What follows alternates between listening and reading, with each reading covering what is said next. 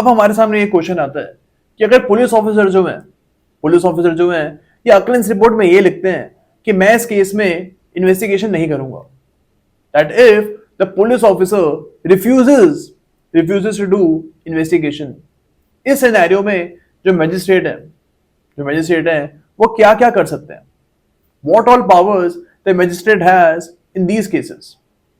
अब इस चीज के ऊपर हमारे पास 3 केसेस हैं।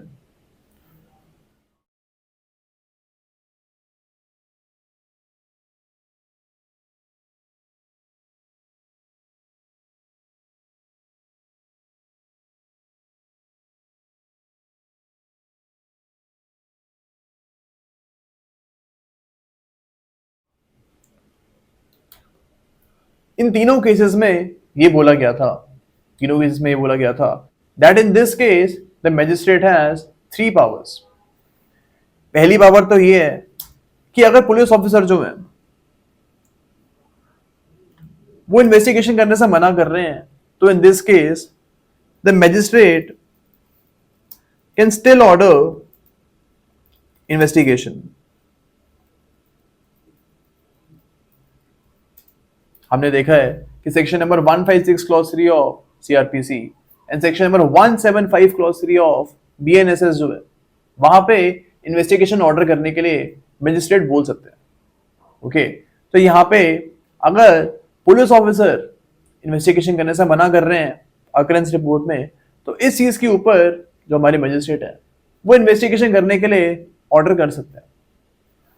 सेकेंड यहाँ पे है कि अगर मैजिस्ट्रेट को समझ नहीं आ रहा है कि इस केस में इन्वेस्टिगेशन होनी चाहिए या फिर नहीं होनी चाहिए, the magistrate is not sure that whether in the present case investigation shall be done और नॉट डन, तो in this case the magistrate can order a preliminary inquiry. यहां पे एक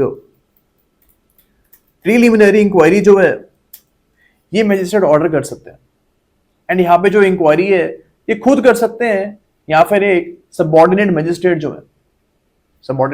जो है उनसे इंक्वायरी करवा सकते हैं।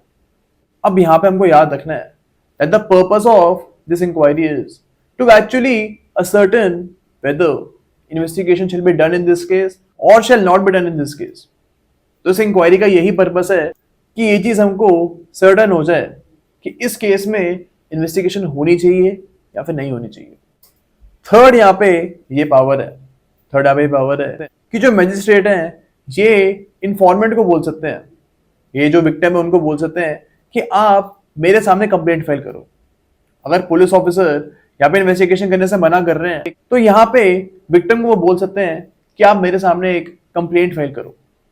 ओके, अब यहाँ पे अगर विक्टिम मैजिस्ट्रेट के सामने डायरेक्टली कंप्लेंट फाइल करेगी तो इन दिस केस मैजिस्ट्रेट जो है वो डायरेक्टली केस में कॉग्निजेंस ले सकते हैं। यहाँ पे पुलिस ऑफिसर की इन्वेस्टिगेशन का कोई मतलब नहीं है बिकॉज डायरेक्टली यहाँ पे जो मैजिस्ट्रेट है वही कंप्लेंट के ऊपर कॉग्निजेंस ले रहे हैं, तो ये चीज भी मैजिस्ट्रेट कर सकते हैं। लेकिन हमको यहाँ पे याद रखना है कि जो थर्ड ऑप्शन है ये बहुत रेयरली एक्सरसाइज होता है। This option is normally not exercised by the magistrate. जो मैजिस्ट्रेट है नॉर्मली पहली 2 पावर्स में से ही कोई पावर का इस्तेमाल करते हैं, थर्ड पावर का नॉर्मली इस्तेमाल नहीं होता है। ओके